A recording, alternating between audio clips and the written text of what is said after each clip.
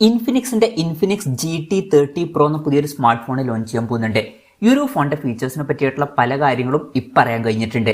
എന്തായാലും ഈ ഒരു വീഡിയോയിൽ നമ്മൾ നോക്കാൻ പോകുന്നത് ഇൻഫിനിക്സ് GT30 Pro എന്നുള്ള സ്മാർട്ട് ഫോണിനെ പറ്റിയിട്ടാണ്. ആദ്യം നമ്മൾ ഫീച്ചേഴ്സും കാര്യങ്ങളൊക്കെ നോക്കുകയാണെന്നുണ്ടെങ്കിൽ ഡിസ്പ്ലേയുടെ കാര്യത്തിൽ ഇൻഫിനിക്സ് GT30 Proയിൽ 6.78 ഇഞ്ചിന്റെ 1.5K റെസൊല്യൂഷനിൽ വരുന്ന ഡിസ്പ്ലേയും കാര്യങ്ങളൊക്കെ വരുന്നതായിരിക്കും. അപ്പം ഇതിൽ ഫുൾ HD റെസൊല്യൂഷനേക്കാളും ബെറ്റർ ആയിട്ടുള്ള റെസൊല്യൂഷനും കാര്യങ്ങളൊക്കെ വരുന്നതായിരിക്കും. പിന്നെ AMOLED ഡിസ്പ്ലേ ഇതിൽ വരും. ഫ്ലാറ്റ് ആയിട്ടുള്ള ഡിസ്പ്ലേ ആയിരിക്കും ഇതിൽ വരിക. ഇതിൽ ഗൗഡി ഡിസ്പ്ലേ വരില്ല. പിന്നെ ഇത് കുറച്ചുകൂടിയൊക്കെ ഗെയിമിംഗ് ഫോക്കസ്ഡ് ആയിട്ടുള്ള ഒരു സ്മാർട്ട് ഫോൺ ആയിരിക്കും. അതുകൊണ്ട് തന്നെ ഫ്ലാറ്റ് ആയിട്ടുള്ള ഡിസ്പ്ലേ ആയിരിക്കും ബെറ്റർ. പഞ്ചോൾ ഡിസൈൻ ഇതിൽ വരുന്നതായിരിക്കും. പഞ്ചോൾ വരിക ടോപ്പ് സെൻറ്റർ ഭാഗത്തായിട്ടായിരിക്കും. പിന്നെ 144 ഹെർട്സിൻ്റെ റിഫ്രഷ് റേറ്റും കാര്യങ്ങളൊക്കെ ഇതിൽ സപ്പോർട്ട് ചെയ്യുന്നതായിരിക്കും. അപ്പം അത്യാവശ്യം നല്ല ഡിസ്പ്ലേ ഫീച്ചേഴ്സും കാര്യങ്ങളൊക്കെ ഈ ഫോണിൽ വരുന്നതായിരിക്കും. പിന്നെ in display finger print sensor ഈ ഫോണിൽ വരും.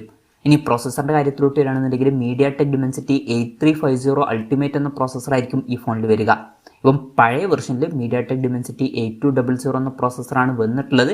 അപ്പം അതിനേക്കാൾ ബെറ്റർ ആയിട്ടുള്ള അപ്ഗ്രേഡുമായിട്ട് വരുന്ന ഒരു പ്രോസസ്സറായിരിക്കും ഇതിൽ വരിക. ഈ ഒരു ഫോണിൻ്റെ വില ഒരു 25,000 രൂപയ്ക്ക് താഴെയായിട്ട് വന്നേക്കാം. ആ ഒരു പ്രൈസ് റേഞ്ചിൽ അത്യാവശ്യം നല്ലൊരു പ്രോസസ്സറൊക്കെ തന്നെയായിരിക്കും ഇത്.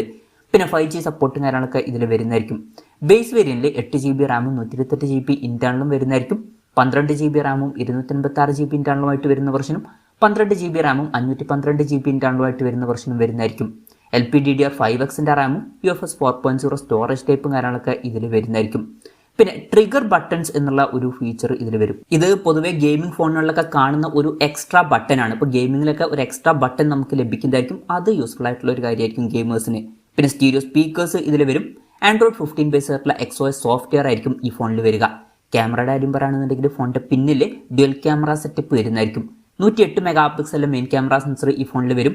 ഇതിൽ വോയിസിൻ്റെ സപ്പോർട്ട് വരുന്നതായിരിക്കും. പിന്നെ 8 മെഗാ പിക്സലിലെ അൾട്രാ വൈഡ് ആംഗിൾ ലെൻസും വരുന്നതായിരിക്കും. ഫ്രണ്ടിൽ 13 മെഗാ പിക്സലിലെ സെൽഫി ക്യാമറയും വന്നേക്കാം. അപ്പോൾ തിരക്കേടില്ലാത്തൊരു ഓൺ പേപ്പർ ക്യാമറ സ്പെസിഫിക്കേഷൻ ഇതിൽ വന്നേക്കാം. ബാറ്ററിയുടെ കാര്യത്തിൽ 5500 mAh ബാറ്ററി വരുന്നതായിരിക്കും. അപ്പോൾ നല്ലൊരു ബാറ്ററി കപ്പാസിറ്റി ഇതിൽ വരും. അതുമാത്രമല്ല 60 വാട്ടിൻ്റെ ഫാസ്റ്റ് ചാർജ് സപ്പോർട്ടും വരുന്നതായിരിക്കും. നല്ലൊരു ചാർജിങ് സ്പീഡുമാണ്. പിന്നെ Type-C ചാർജിങ് പോർട്ടും ഇതിൽ വരുന്നതായിരിക്കും. അപ്പോൾ നല്ലൊരു ബാറ്ററി സെറ്റപ്പും ഈ ഫോണിൽ വരും. അപ്പം ഇതൊക്കെയാണ് മൊത്തത്തിൽ ഫീച്ചേഴ്സിനെ പറ്റി പറയാനുള്ള കാര്യങ്ങൾ. ഇനി ലോഞ്ച് ഡേറ്റിൻ്റെ കാര്യം പറയുകയാണെന്നുണ്ടെങ്കിൽ അതിനെ പറ്റിയിട്ടുള്ള കാര്യങ്ങളൊന്നും പറയാൻ കഴിഞ്ഞിട്ടില്ല. അതിനെ പറ്റിയിട്ടുള്ള ന്യൂസുകളൊക്കെ വരുമ്പോൾ അതിനെ പറ്റിയിട്ടുള്ള വീഡിയോസൊക്കെ നമ്മൾ ചെയ്യുന്നതായിരിക്കും.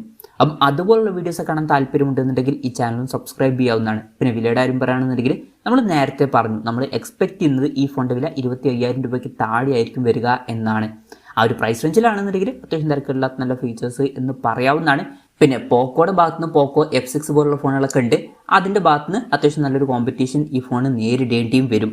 അപ്പം 25,000 രൂപ പ്രൈസ് റേഞ്ചിലായിട്ടാണ് ഈ ഫോൺ നമ്മൾ എക്സ്പെക്ട് ചെയ്യുന്നത്. അപ്പം ഇതൊക്കെയാണ് ഈ ഒരു ഫോണിനെ പറ്റി പറയാനുള്ള കാര്യങ്ങൾ. ഈ ഒരു ഫോണിനെ പറ്റിയിട്ടുള്ള നിങ്ങളുടെ അഭിപ്രായം ജസ്റ്റ് ഒന്ന് കമൻറ്റ് ചെയ്യുക. അതുപോലെ തന്നെ ഈ ഒരു സ്മാർട്ട് ഫോൺ ഇന്ത്യൻ മാർക്കറ്റിൽ ലോഞ്ച് ചെയ്യുകയാണെന്നുണ്ടെങ്കിൽ നിങ്ങൾ ഏത് പ്രൈസിങ്ങിലാണ് എക്സ്പെക്ട് ചെയ്യുന്നത് എന്നുള്ള കാര്യം കൂടി ജസ്റ്റ് ഒന്ന് കമൻറ്റ് ചെയ്യുക.